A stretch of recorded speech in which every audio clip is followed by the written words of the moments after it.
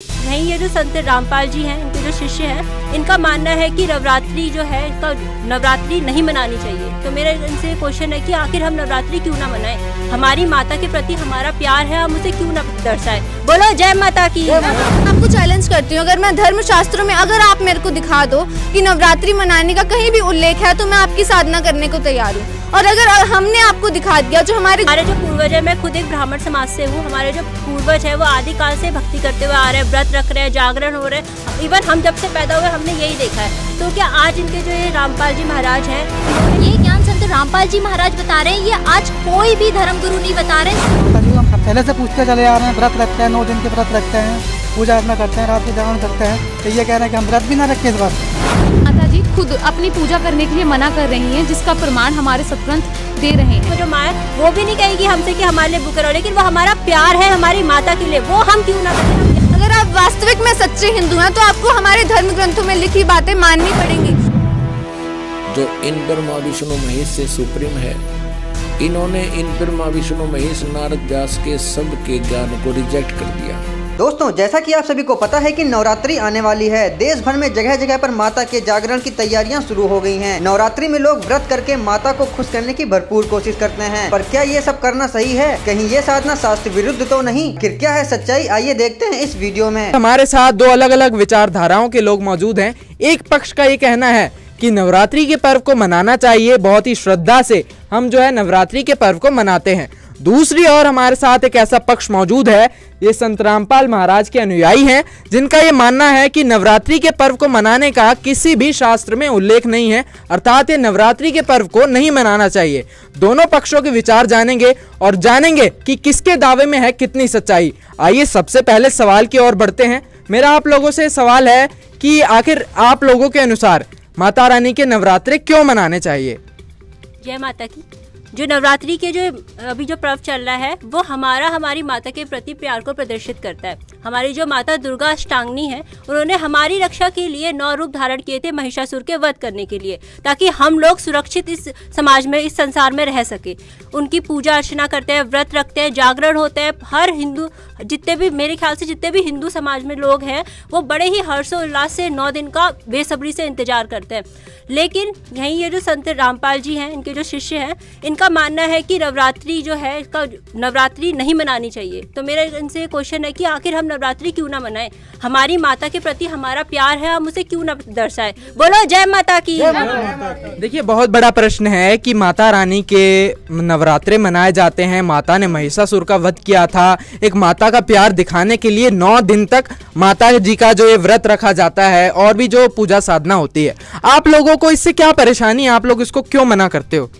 Sir, सबसे पहले तो जैसा कि इन्होंने कहा कि हिंदू समाज पूरा मनाता आ रहा है, तो मैं आपको बता दूं कि हिंदू धर्म में सबसे पहले जो हमारा बेस है हिंदू धर्म का, वो हमारे धर्म शास्त्र हैं। जब अगर मैं आपको चैलेंज करती हूँ, अगर मैं धर्म शास्त्रों में अगर आप मेरे को दिखा दो कि नवरात्रि मनाने का कहीं भी उल्लेख है तो मैं आपकी साधना करने को तैयार हूँ। और अगर हमने आपको दिखा दिया जो हमारे गुरुजी ने दिखाया है, संत रामपाल जी महाराज जी ने, वो भी उन्होंने खुद नहीं बताया, उन्होंने शास्त्र खोल के बताया कि नवरात्रि मनाने का कहीं भी शास्त्रों में प्रमाण नहीं है। बल्कि गीता जी अध्याय नंबर 16 के श्लोक नंबर 23 में कहा गया है कि जो शास्त्र विधि को त्याग कर मनमाना आचरण करते हैं, उनको ना तो सुख की प्राप्ति होती है, ना परम गति की, और ना ही सिद्धि की। तो फिर ये लोग नवरात्रि का पर्व मनाते ही क्यों है, जब हमारे शास्त्रों में ही मना किया गया है? और साथ ही गीता जी के अध्याय नंबर 16 श्लोक नंबर 24 में बताया गया है कि कर्तव्य और अकर्तव्य की साधना के लिए तेरे पास शास्त्र ही प्रमाण है। जब हमारे शास्त्र ही प्रमाणित करते हैं कि नवरात्रि का पर्व नहीं मनाना चाहिए, तो फिर आप लोग नवरात्रि का पर्व क्यों मनाते हो? हाँ जी एंकर जी, मेरा इनसे ये जो इन्होंने अभी शास्त्रों का हवाला दिया है, मेरा इनसे ये कहना है, जो इन्होंने अभी बोला है कि शास्त्रों में ये लिखा है वो लिखा है, शास्त्रों ये कई जन्म से हैं। ये हमारे जो पूर्वज है, मैं खुद एक ब्राह्मण समाज से हूँ, हमारे जो पूर्वज है वो आदिकाल से भक्ति करते हुए आ रहे हैं, व्रत रख रहे हैं, जागरण हो रहे हैं। इवन हम जब से पैदा हुए हमने यही देखा है। तो क्या आज इनके जो ये रामपाल जी महाराज हैं, इन्होंने ही ये शास्त्र पढ़े? आज से पहले क्या किसी ने शास्त्र नहीं पढ़े थे? मेरा इनसे ये क्वेश्चन है कि आज से पहले क्या किसी ने शास्त्र नहीं पढ़े थे? हम बचपन से माता दुर्गा की पूजा करते आ रहे हैं, हम माता दुर्गा की पूजा भी ना करें? हाँ जी, बहुत बड़ा सवाल है कि बहुत पहले से साधनाएं चल रही हैं, पूर्वज करते आ रहे हैं, हमारे शास्त्र हैं जो आदिकाल से बने हुए हैं, कोई आज तो बने नहीं है। इस पर कौन जवाब देगा? जी, जैसा कि इन्होंने बोला कि जो हमारे धर्म ग्रंथ हैं वो बहुत पहले थे, मगर अभी हम लोग ये बात कर रहे हैं कि जो दुर्गा पूजा है वो नहीं करनी। तो पहले के ज़माने में ये होता था कि लोग पढ़े लिखे नहीं थे, वो लोग शास्त्रों को पढ़ते नहीं थे, और जो विद्वान लोग थे वो लोग भी उनको ज़्यादा नॉलेज नहीं दे पाते थे, वो लोग भी बस अपनी जितनी उन्हें सीमित ज्ञान था वही बताते थे। जो ये ज्ञान संत रामपाल जी महाराज बता रहे हैं, ये आज कोई भी धर्मगुरु नहीं बता रहे, सिर्फ संत रामपाल जी महाराज एक लौते ऐसे गुरु हैं जो अपने वेदों को खोल खोल कर उसका एक एक श्लोक को बता कर ये ज्ञान बता रहे हैं। और ये ज्ञान जो है वो हमारे सारे धर्म ग्रंथों से प्रमाणित ज्ञान है। संत रामपाल जी महाराज खुद से कुछ नहीं बोल रहे हैं, जो हमारे धर्म ग्रंथ इतने पुराने सालों से चले आ रहे हैं उसी से ही संत रामपाल जी महाराज जी सारा ज्ञान बता रहे हैं। चलिए, हम मानते हैं कि संत रामपाल जी शास्त्रों से प्रमाण देकर आप लोगों को बता रहे हैं। आप लोग मुझे ये बताओ कि माता की पूजा करने के लिए आप लोग क्यों मना करते हो? इसके पास कोई प्रमाण है आपके पास? जी हाँ, माता जी खुद अपनी पूजा करने के लिए मना कर रही हैं, जिसका प्रमाण हमारे सदग्रंथ दे रहे हैं। क्योंकि माता जी स्वयं अपनी पूजा करने के लिए इस वजह से मना कर रही हैं। श्रीमद् देवी भागवत के स्कंद नंबर 7वां और अध्याय नंबर 36 के पृष्ठ 562 से 63 में माता दुर्गा राजा हिमालय को उपदेश देते हुए बता रही हैं कि हे राजन, तू सब बातों को छोड़कर सिर्फ एक ब्रह्म की साधना कर, मतलब सब बातों को छोड़कर उस ब्रह्म की साधना कर, जिसको साधना करने के बाद तू ब्रह्मलोक को चला जाएगा, मतलब ब्रह्मलोक की प्राप्ति हो जाएगी। और जिसका एक वास्तविक मंत्र है ओम। माता ने यहाँ खुद अपने आप को पूजने के लिए मना कर दिया है। अब आप खुद बताइए, अगर आपके पास प्रमाण हो कि माता कह रही हैं कि हाँ मुझे पूजना चाहिए, तो उस चीज का आप प्रमाण दे दीजिए। और उसी के साथ साथ हमें भी नहीं पता था कि माता को पूजना है कि नहीं पूजना, उसका प्रमाण तो हमें गुरुजी ने खोल कर दिखाया। सदग्रंथ तो सभी के पास हैं और रखे रहते हैं, हम सदग्रंथों को मानते हैं, सदग्रंथों की लिखी बातों को नहीं मानते, पर गुरुजी ने उन चीजों को हमें बताया और हमें पता चला कि माता को नहीं पूजना चाहिए। पर हाँ, माता की वास्तविक साधना करनी चाहिए, जो कि गुरुजी ने बताया।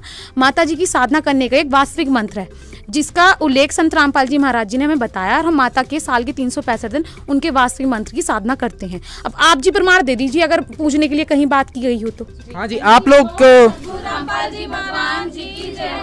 लोगों के पास एक सवाल आया है कि आपके पास कोई प्रमाण है? इन लोगों ने जैसा पूछा, जैसे ये कहने की माता जी को पूजने को है, तो माता जी को हम पहले से पूछते चले आ रहे हैं। व्रत रखते हैं, 9 दिन के व्रत रखते हैं, पूजा अर्चना करते हैं, रात को जागरण करते हैं, कि ये कह रहे हैं कि हम व्रत भी ना रखें इस बार में। पीढ़ी दर पीढ़ी से चले आ रहे हैं। हमारे जो बुजुर्ग हैं, जो हमारे माता पिता हैं, वो भी हमें यही जो उन्होंने पूजा करी है, उनके पेरेंट्स ने पूजा साधना करी है, वही चीज़ हमें भी बता रहे हैं। साधना में तो ये कह रहे हैं कि माँ दुर्गा को ना पूजे, माँ दुर्गा की साधना ना करें। साधना में भाई साहब बहुत सी ऐसी चीज़ें आती हैं, हिंदू धर्म से तुम भी हो और हम भी बिलोंग करते हैं, बहुत सी ऐसी चीज़ें आती हैं जैसे कि व्रत करना। तो इनका कहने का उद्देश्य तो ये हुआ कि हम व्रत भी ना करें। हम व्रत क्यों ना करें, इनका जवाब हमें चाहिए। हमारा जो सवाल है, क्यों ना करें व्रत हम? आखिर व्रत क्यों ना? देखिए, देवी माता को, दुर्गा माता को ये माँ मानते हैं, तो एक माँ कभी भी प्रसन्न नहीं होगी कि उसका बच्चा भूखा रहे। आप प्रैक्टिकली लीजिए ना इस बात को। अगर हम एक दिन अपने घर में खाना ना खाएं तो हमारी मम्मी को कितना दुख होता है।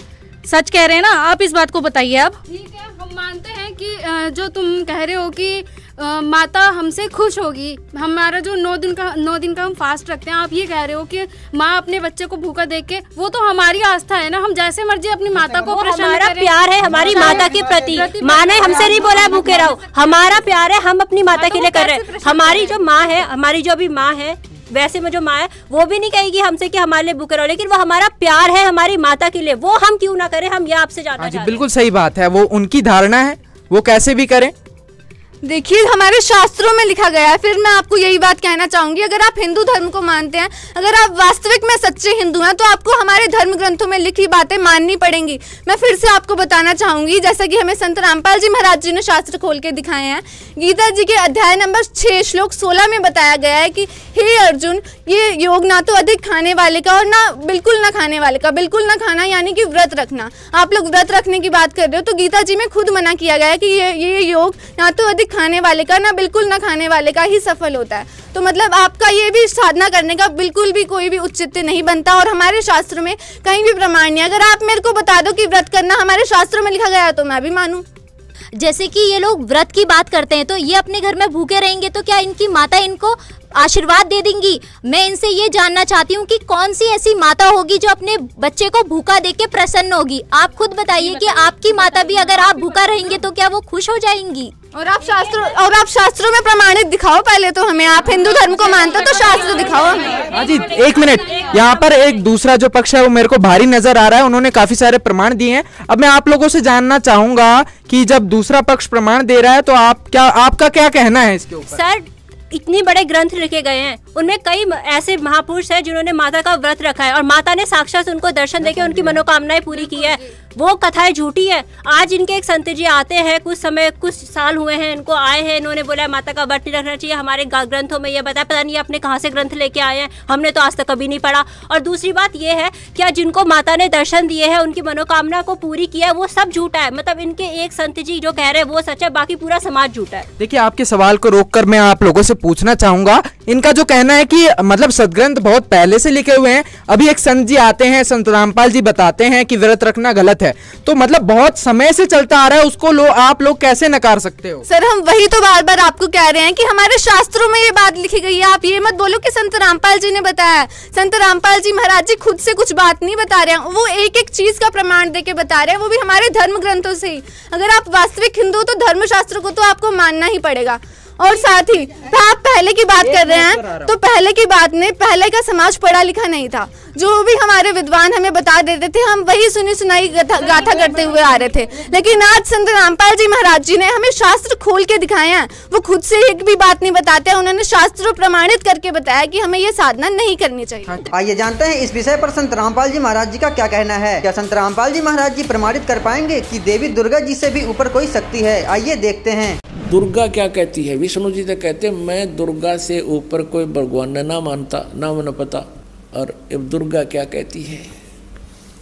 दुर्गा जी क्या कहती है देखिएगा, 7वें सकंद में 562 पृष्ठ पर 7वां सकंद, वही श्रीमद देवी भागवत, ये वही पुराण है। अब यहाँ देखिएगा 7वां सकंद और 562 पृष्ठ। देवी जो है दुर्गा हिमालय राजा को ज्ञान दे रही है। देवी द्वारा हिमालय को ज्ञानोपदेश, ब्रह्म स्वरूप का वर्णन, यानी ब्रह्म के बारे में जानकारी दे रही है। श्री देवी कहने लगी पर्वतराज, ये पहले तो अपने बारे में बताती है, फिर अब अपनी को भी रिजेक्ट करती है, कहती है उस ब्रह्म का क्या स्वरूप है यह बतलाया जाता है, जो प्रकाश रूप, सबके अत्यंत समीप में सतीत, हृदय रूप गुहा में सतीत होने के कारण गुहाचर नाम से प्रसिद्ध, और महान पद अर्थात परम प्राप्य है। वह समस्त प्रजा के ज्ञान से परे है, अर्थात किसी की बुद्धि में आने वाला नहीं है, यह तुम जानो। जो परम प्रकाश रूप है, जो सूक्ष्म से भी अत्यंत सूक्ष्म है, जिसमें संपूर्ण लोक और उन लोकों में निवास करने वाले प्राणी सतीत हैं, वही यह अक्षर ब्रह्म।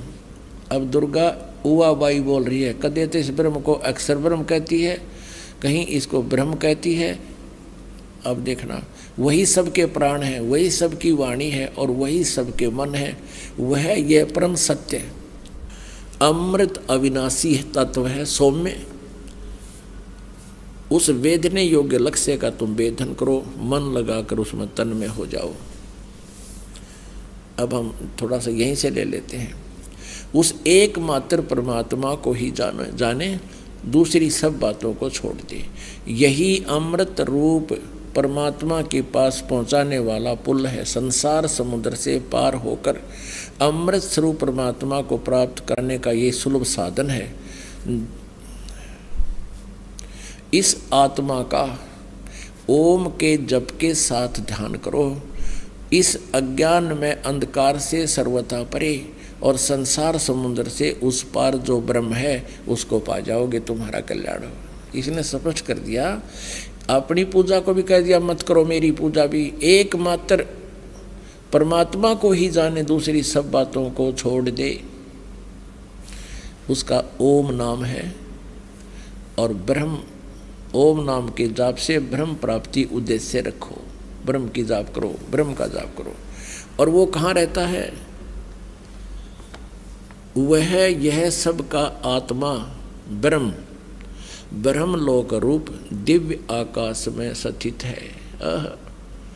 अब क्लियर कर दिया दुर्गा ने कि केवल ब्रह्म की पूजा करो, उसका ओम जाप है, वो ब्रह्मलोक में रहता है।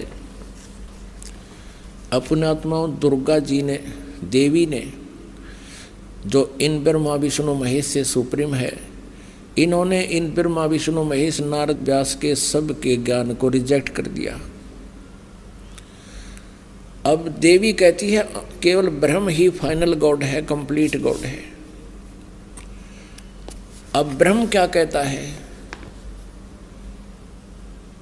ब्रह्म श्रीमद् भगवत गीता अध्याय नंबर 8 के श्लोक नंबर 13 में जो श्री कृष्ण जी में प्रवेश करके ये काल ब्रह्म बोल रहा है, ये कहता है कि ओम इति एक अक्षरम ब्रह्म व्यवहारन माम अनुस्मरण। ओम यह एक अक्षर मंत्र है, उच्चारण करके सिमरण करता हुआ जो शरीर छोड़कर जाता है, यानी आखिरी सांस तक जो मेरे ओम नाम का जाप करता रहता है, वो मेरे वाली परम गति को प्राप्त होता है। और फिर ये गीता ज्ञानदाता ब्रह्म क्या कहता है? चौथे अध्याय के 5वें और 9वें श्लोक में, दूसरे अध्याय के 12वें श्लोक में श्रीमद् भगवत गीता में कहता, अर्जुन तेरे और मेरे बहुत जन्म हो चुके, तू पहले भी था, मैं भी था, ये राजा लोग भी थे, ये सैनिक भी थे, और ये ना सोच हम आगे ना जन्माएंगे। मेरे जन्म और कर्म अलौकिक हैं। तो पुण्यात्माओं, अब गीता ज्ञानदाता क्या कहता है?